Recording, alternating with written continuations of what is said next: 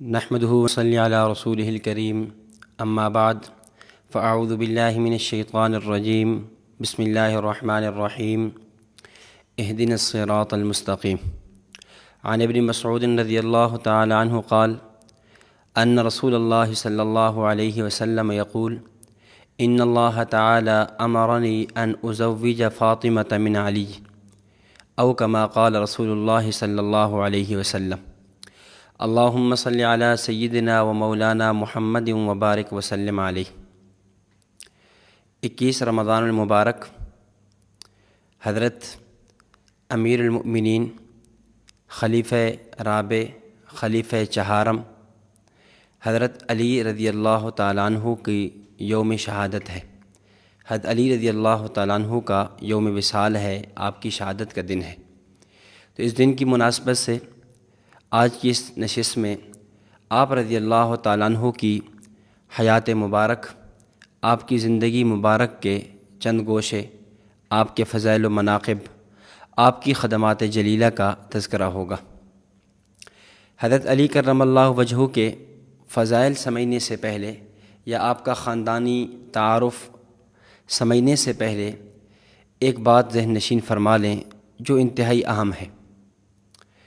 اللہ رب العزت نے قرآن کریم میں سورۃ الفاتحہ میں، جو سورت ہم نماز میں ہر رکعت میں پڑھتے ہیں، اس میں مومنین کو ایک دعا سکھائی ہے کہ وہ اپنے رب سے یہ دعا مانگا کریں کہ اہدنا الصراط المستقیم، کہ اے اللہ تو ہمیں صراط مستقیم دکھا، ہمیں سیدھا راستہ دکھا، ایسا راستہ انعمت علیہم، جو منعم علیہم لوگوں کا ہے، جن پہ تیرا انعام ہوا ہے، غیر المغضوب علیہم ولا الضالین، اے اللہ نہ تو جو لوگ گمراہ ہوئے ہیں، جو بھٹک گئے ہیں، بہک گئے ہیں، ان کا راستہ نہ ہو۔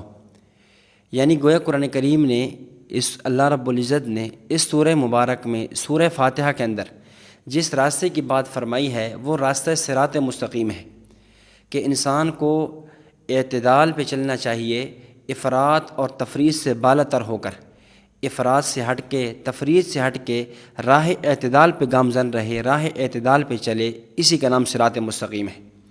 افراط یہ ہے کہ راستے سے، راہ راست یعنی حد سے، ہمارے حضرت شیخ متکلم اسلام مولانا محمد الیاس گھمن صاحب حفظہ اللہ تعالی اس کو عام فہم سمجھاتے ہیں، فرماتے ہیں کہ اہدنا الصراط المستقیم صراط الذین انعمت علیہم غیر المغضوب علیہم ولا الضالین، کہ یہاں اللہ رب العزت نے 3 باتیں فرمائی ہیں، ایک ہے افراط، ایک ہے تفریط، ایک ہے اعتدال۔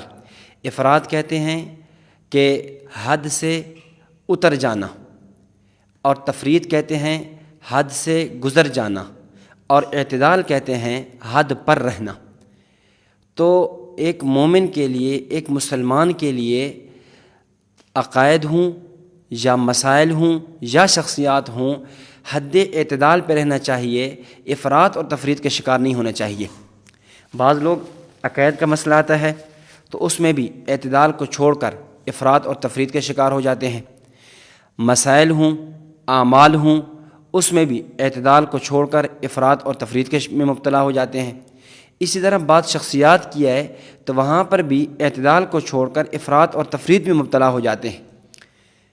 اور بطور خاص حضرت علی کرم اللہ وجہہ کی شخصیت ایسی ہے کہ جن کے بارے میں خود امام الانبیاء صلی اللہ علیہ وسلم نے یہ پیشن گوئی بھی فرمائی تھی کہ آپ کے بارے میں 2 جماعتیں ہلاک ہو جائیں گی، ایک جماعت مبغض مفرط اور ایک محب مفرط، ایک ایسی جماعت جو حد سے اترنے والی ہوگی، اور ایک ایسی جماعت جو حد سے گزرنے والی ہوگی، حد سے بڑھنے والی ہوگی۔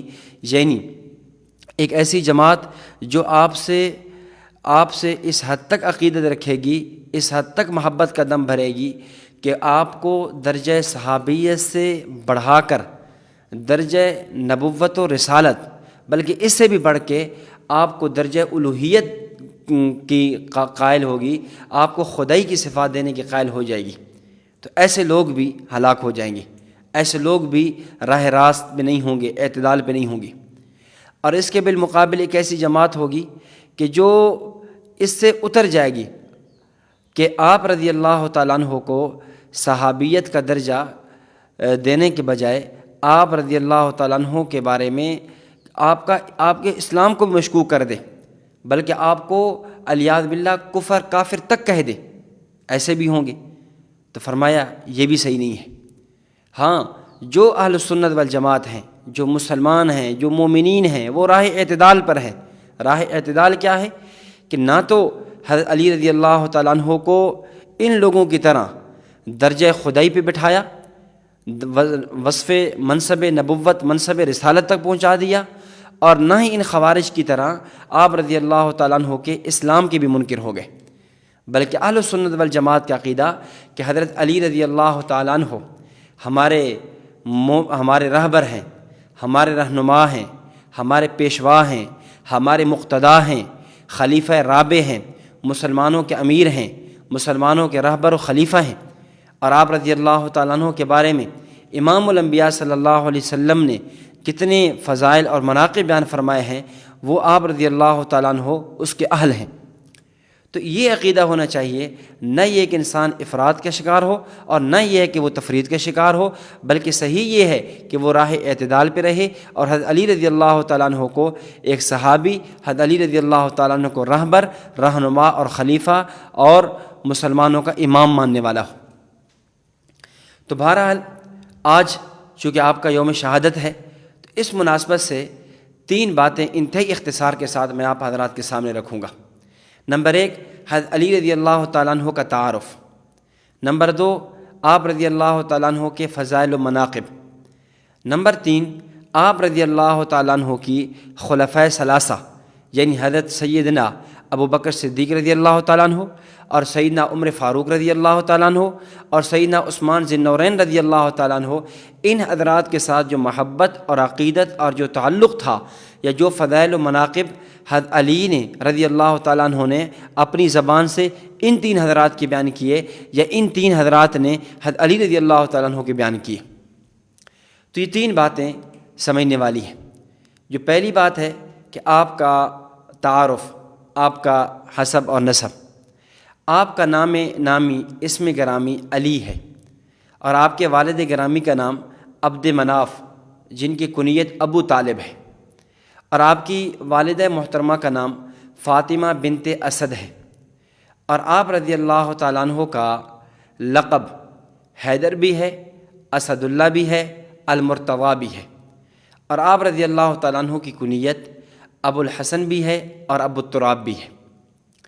آپ رضی اللہ تعالیٰ عنہ کا نسب، آپ رضی اللہ تعالیٰ عنہ نبی اکرم صلی اللہ علیہ وسلم کے چچا داد بھائی ہیں، یعنی اگر نبی علیہ الصلوۃ والسلام کا نسب محمد بن عبداللہ بن عبد المطلب ہے، تو آپ کا علی بن ابی طالب بن عبد المطلب ہے، تو یعنی دونوں کا دادا ایک بن جاتا ہے۔ اس حد تک آپ رضی اللہ تعالیٰ عنہ کی امام الانبیاء حضرت محمد رسول اللہ صلی اللہ علیہ وسلم کے ساتھ قرابت ہے۔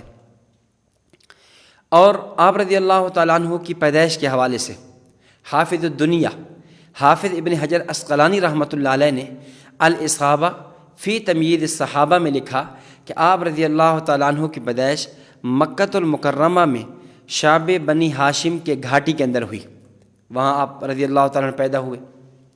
یہاں بطور فائدہ کہ میں یہ بات عرض کرتا چلوں کہ بعض لوگ یہ کہتے ہیں کہ علی رضی اللہ تعالیٰ عنہ کی ولادت وہ بیت اللہ میں ہوئی ہے، اور بیت اللہ میں ولادت ہونا یہ آپ کی فضیلت ہے، اور یہ ایسی فضیلت ہے کہ آپ کے علاوہ کسی اور کو حاصل نہیں ہے۔ تو اس بات کو اچھی طرح سمجھ لیں کہ اس حوالے سے آپ 4 باتیں سمجھیں۔ پہلی بات تو یہ ہے کہ یہ قول کرنا کہ آپ کی ولادت بیت اللہ میں ہوئی ہے، یہ قول صحیح نہیں ہے۔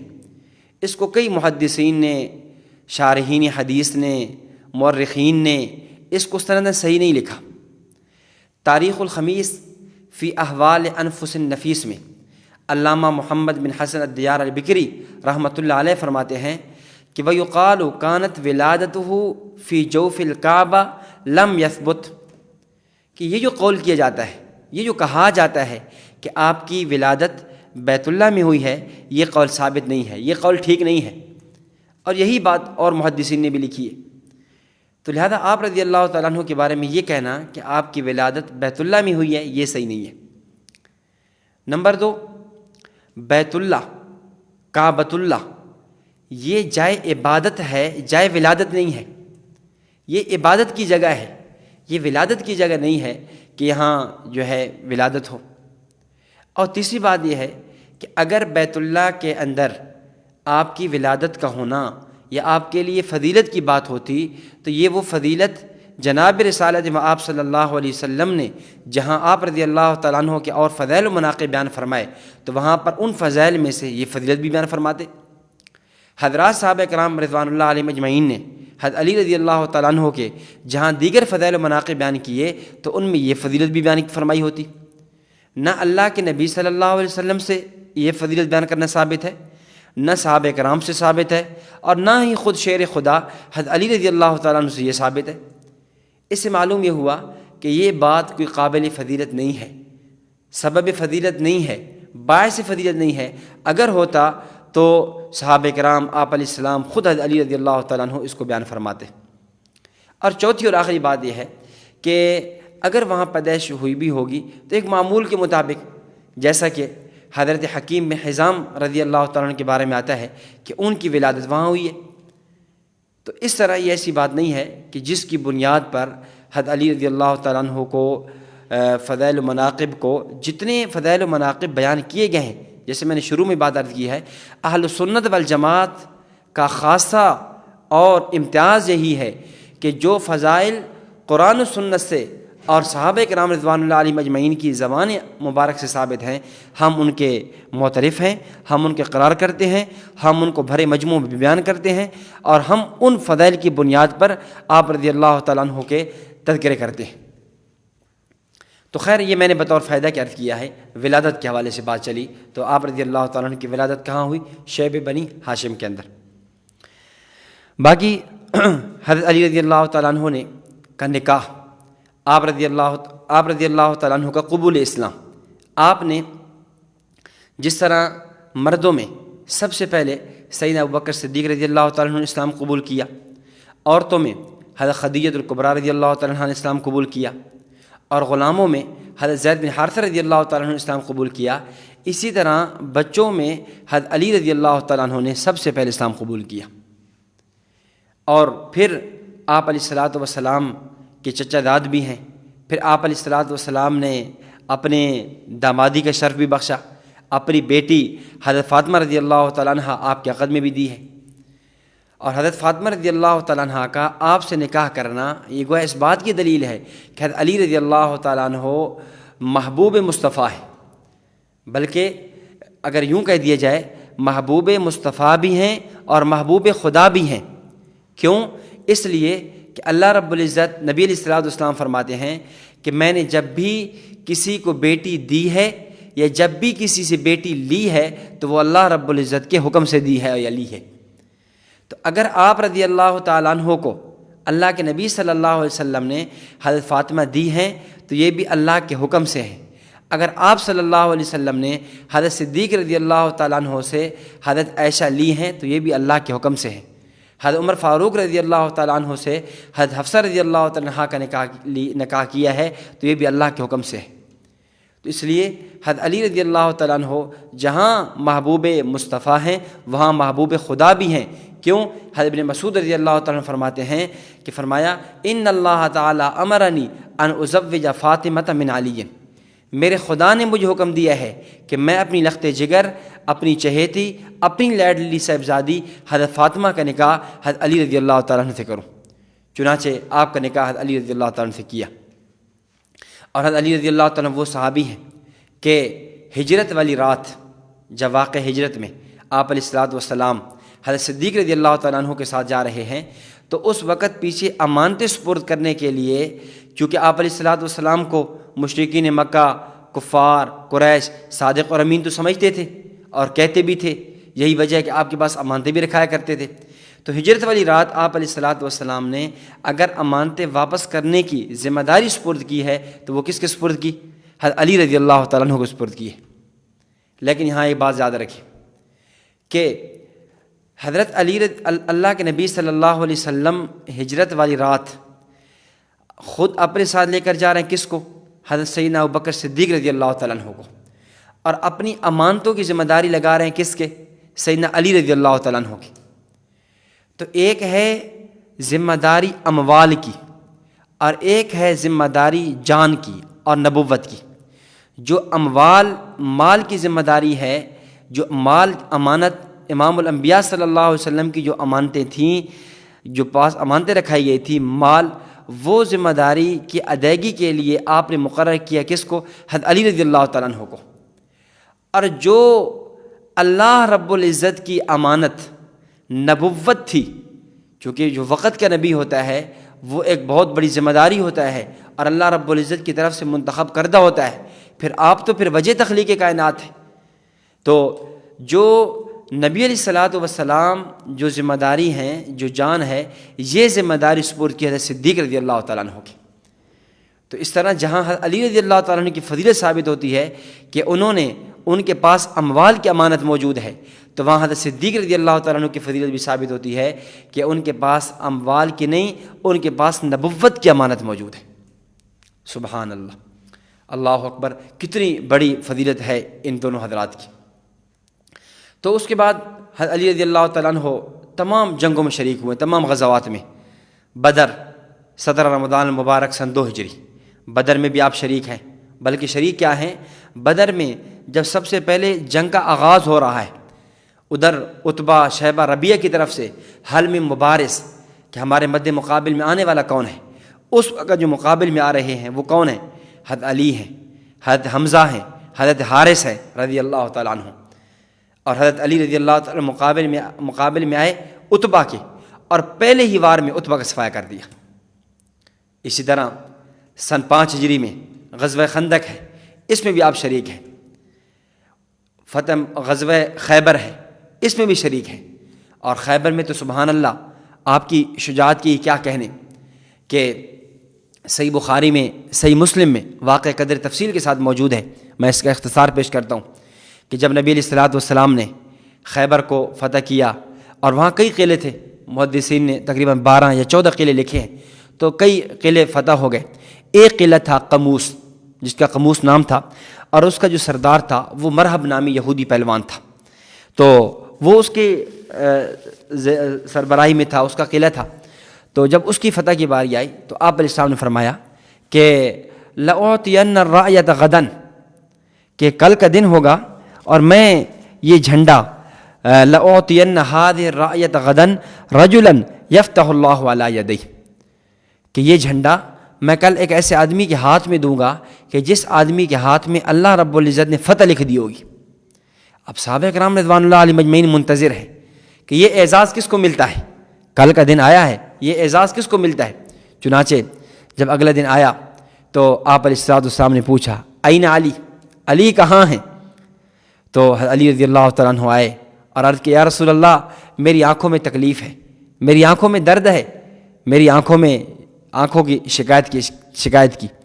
تو نبی اقدس صلی اللہ علیہ وسلم نے اپنا لعاب مبارک آپ کی آنکھ پر لگایا، اور آپ علیہ الصلوۃ والسلام کا معجزہ کہ آپ کے لعاب مبارک لگانے سے حضرت علی رضی اللہ تعالیٰ عنہ کی آنکھ فوراً صحیح ہوگی۔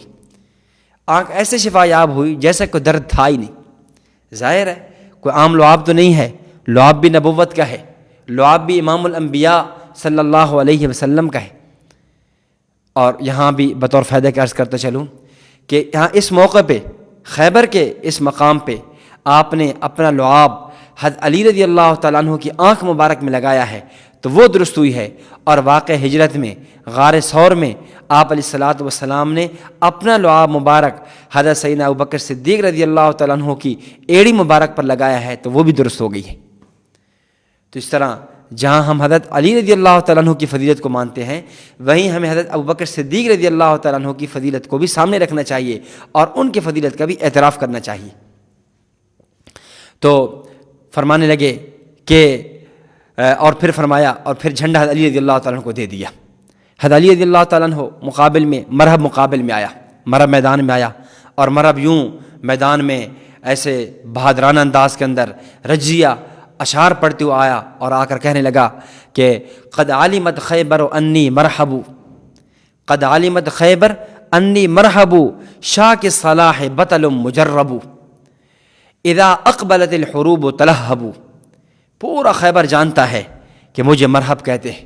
شاک الصلاح بطل مجرب، میں اسلحہ سے لیس ہوں، اسلحہ زیب تن کیا ہوا ہے، اور میں یوں میدان جنگ کے اندر شعلے نکالنے والا ہوں، میدان جنگ کے اندر لاشوں کے ڈھیر انبار لگا دینے والا ہوں۔ یہ کہا، اور مقابل میں حضرت عامر رضی اللہ تعالیٰ عنہ آئے، اور حضرت عامر رضی اللہ تعالیٰ عنہ نے بھی رجزی اشعار پڑھے اور پڑھنے لگے، قد علمت خیبر انی عامر شاک الصلاح بطل مغامر۔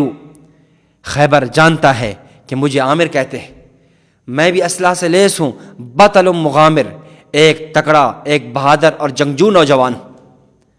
یہ کہا، اور حضرت عامر رضی اللہ تعالیٰ عنہ حملہ کیا، لیکن حملہ کیا اور وہ اپنی تلوار آپ کو لگی، اور جس سے آپ وہاں پر شہید ہو گئے۔ تو اس کے بعد حضرت علی رضی اللہ تعالیٰ عنہ میدان میں آئے۔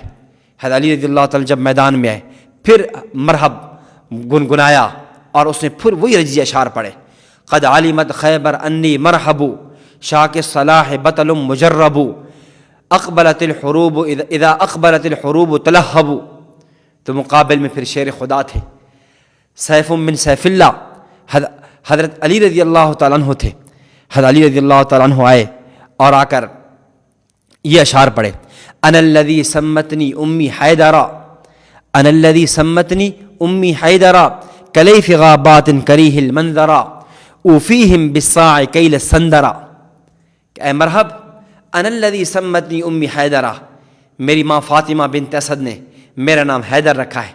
حیدر کہتے ہیں عربی میں شیر کو، میرا نام شیر ہے، میرا نام حیدر رکھا ہے۔ اور کلیف غابات کریہ المنظرا، ایسا شیر کہ جس سے جنگل کے سارے درندے ڈرتے ہوں۔ اوفیہم بالصاع کیل السندرا، میں تجھے ناپ ناپ کر دوں گا، میں تجھے ترکی بترکی جواب دوں گا۔ اور اس کے بعد حملہ کیا، اور پہلے ہی وار کے اندر مرحب کا خاتمہ کر دیا۔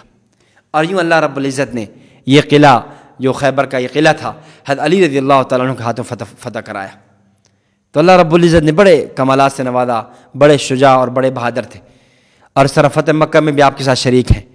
پھر 109 ہجری کے اندر جب جب سن 10 ہجری کے اندر، بلکہ 9 ہجری کے اندر حج کا موقع ہوا، تو اس میں بھی حضرت ابوبکر صدیق رضی اللہ تعالیٰ عنہ کے پیچھے جب آپ نے برات اعلان عہد معاہدے کے توڑنے کی بات کی ہے، تو علی رضی اللہ تعالیٰ عنہ کو بھیجا ہے۔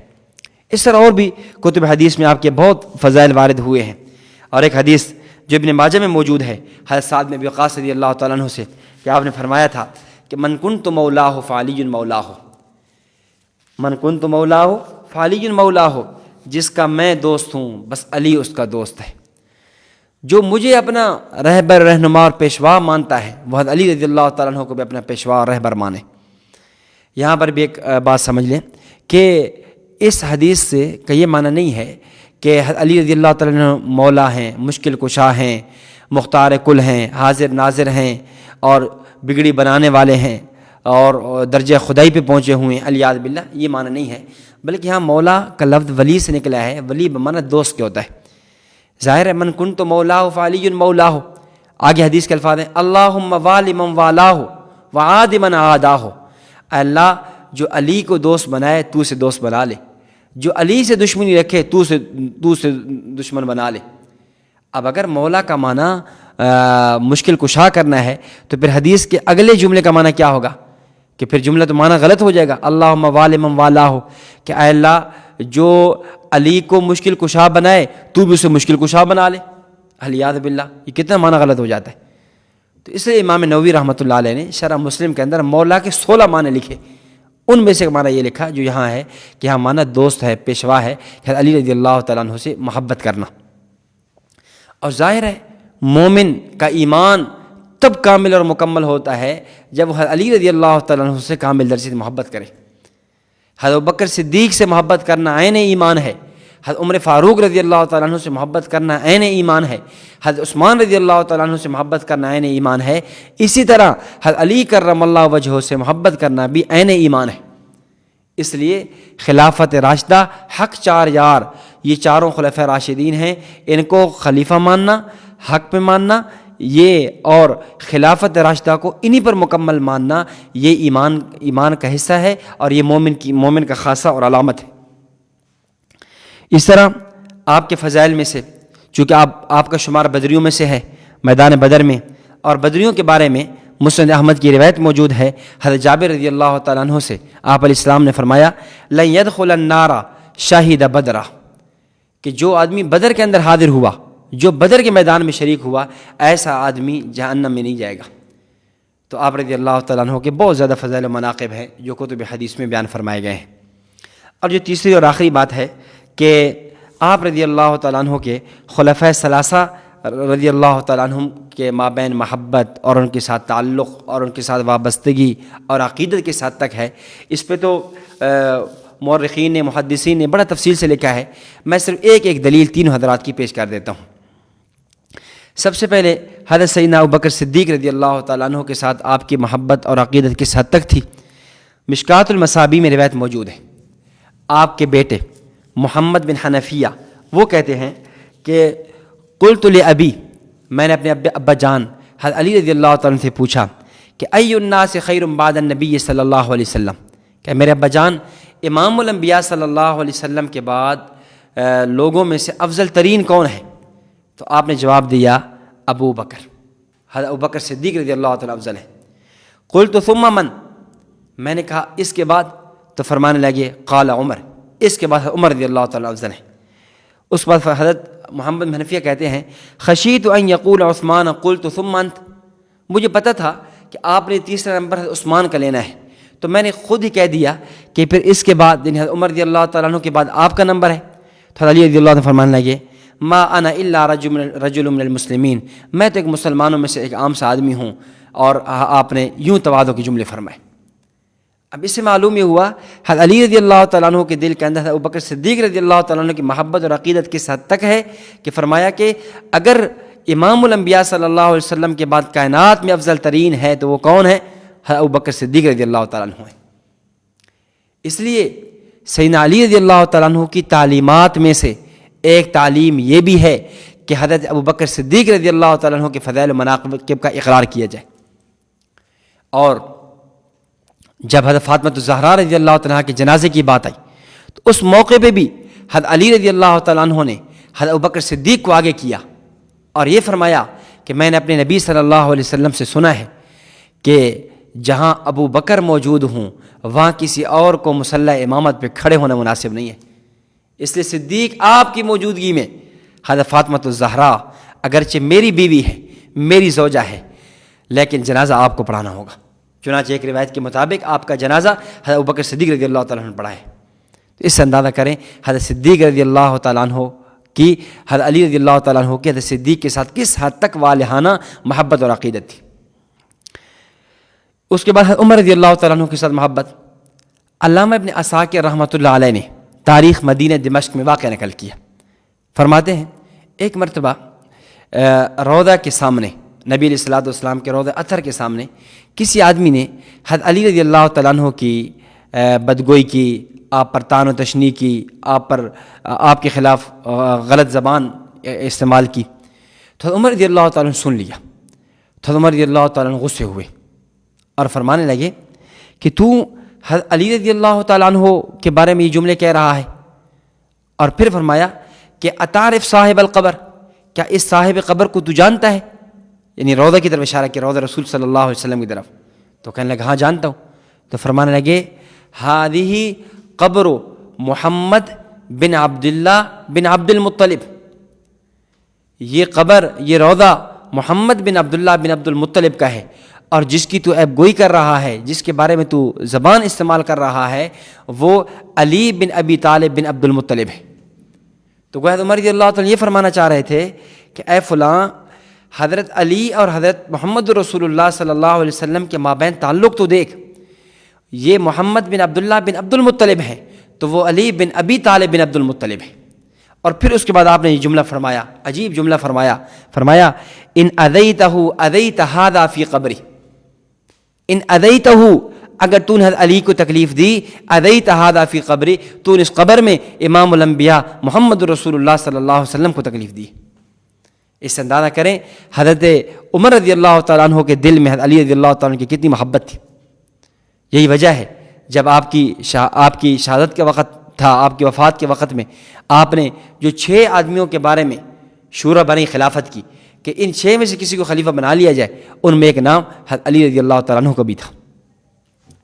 اس طرح حضرت عثمان رضی اللہ تعالیٰ عنہ کے بارے میں کہ حضرت عمر بن حریث رضی اللہ تعالیٰ عنہ فرماتے ہیں کہ قال سمعت علیٰ یقول المنبر، میں نے حضرت علی رضی اللہ تعالیٰ عنہ سے سنا آپ ممبر رسول پہ فرما رہے تھے. کیا فرمایا؟ خیر هذه الامہ بعد نبیہا ابو بکر ثم عمر ثم عثمان، کہ اس امت کے اندر نبوت کے بعد بالترتیب پسندیدہ ہستیاں، بہترین ہستیاں وہ کون ہیں؟ ابو بکر ثم عمر ثم عثمان، ابو بکر ہیں پھر عمر ہیں پھر عثمان ہیں رضی اللہ تعالیٰ عنہ. تو چونکہ جیسے آپ نے فرمایا تھا تو اللہ رب العزت نے خلافت کی ترتیب یہی بنا دی کہ پہلے ابو بکر صدیق، پھر عمر رضی اللہ تعالیٰ عنہ، پھر عثمان رضی اللہ تعالیٰ عنہ، اور پھر علی رضی اللہ تعالیٰ عنہ خلیفہ بنے. تو آپ رضی اللہ تعالیٰ عنہ کی زندگی بہت بڑی خدمات ہیں. اور آپ رضی اللہ تعالیٰ عنہ نے حضرت عثمان غنی رضی اللہ تعالیٰ عنہ جو سن 35 ہجری میں 18 ذی الحجہ کو شہید ہوئے، تو اس کے بعد آپ نے منصب خلافت کو سنبھالا اور آپ نے تقریباً 4 سال 9 ماہ آپ نے خلافت کے امور کو بڑے احسن انداز میں سنبھالا. اور پھر بالآخر 17 رمضان المبارک کو خارجی، ایک ملعون، ایک بد نصیب بدقسمت شخص عبد الرحمن بن ملجم، اس نے آپ فجر کی نماز کے لیے آ رہے تھے اور سامنے آ کر آپ کو آگے سے وار کیا، اور جس سے آپ کو خون کا فوارہ شروع ہو گیا اور آپ انتہائی شدید زخمی ہو گئے. اور اس کے بعد آپ رضی اللہ تعالیٰ عنہ 4 دن یا 3 دن آپ بستر مرگ پہ رہے. آپ رضی اللہ تعالیٰ عنہ ان زخموں سے جاں بر نہ ہو سکے اور زخموں کی تاب نہ لا کر 21 رمضان المبارک کو آپ شہید ہو گئے. اور آپ رضی اللہ تعالیٰ عنہ کا جنازہ آپ کے بیٹے حضرت حسن رضی اللہ تعالیٰ عنہ نے پڑھایا، اور وہاں پر کوفہ کے اندر جو دارالخلافہ ہے، دارالامارہ، وہاں پر آپ رضی اللہ تعالیٰ عنہ کی تدفین کی گئی. اور آپ رضی اللہ تعالیٰ عنہ نے یعنی حضرت فاطمہ رضی اللہ تعالیٰ عنہ کی زندگی میں تو کسی عورت سے نکاح نہیں کیا تھا، البتہ آپ کے بعد آپ نے 7 عورتوں سے نکاح کیا تھا، جن کے نام میں عرض کر دیتا ہوں کہ حضرت ام البنین بنت حزام، حضرت لیلہ بنت مسعود، اسماء بنت عمیس، صبا بنت ربیعہ، امامہ بنت ابی العاص، اور خولہ بنت جعفر، اور سعید بنت عروہ. ان 7 سے آپ نے نکاح کیا. اور آپ کی اولاد جو حضرت فاطمہ الزہرا رضی اللہ تعالیٰ عنہ سے ہوئی، وہ 3 بیٹے اور 2 بیٹیاں، حضرت حسن، حضرت حسین اور حضرت محسن، اور 3 بیٹیاں اور 2 بیٹیاں حضرت ام کلثوم اور حضرت زینب الکبریٰ رضی اللہ تعالیٰ عنہ. اور ایک روایت کے مطابق انہی بیٹی ام کلثوم رضی اللہ تعالیٰ عنہ کا نکاح حضرت عمر فاروق رضی اللہ تعالیٰ عنہ سے ہوا. تو گویا آپ کہہ سکتے ہیں حضرت عمر رضی اللہ تعالیٰ عنہ حضرت علی رضی اللہ تعالیٰ عنہ کے داماد ہیں، اور حضرت علی رضی اللہ تعالیٰ عنہ حضرت عمر رضی اللہ تعالیٰ عنہ کے سسر بھی ہیں. تو اللہ رب العزت آپ کی خدمات کو اپنی بارگاہ میں قبول و منظور فرمائے، آپ کی شہادت کو قبول فرمائے، آپ کی قبر کو منور فرمائے، اور آپ کے توسل اور وسیلے سے ہمیں بھی دین کی خدمت کرنے کی توفیق عطا فرمائے، اور ہمارے گناہوں کو معاف فرمائے، اور ہماری حسنات کو قبول فرمائے. وآخر دعوانا ان الحمد للہ رب العالمین.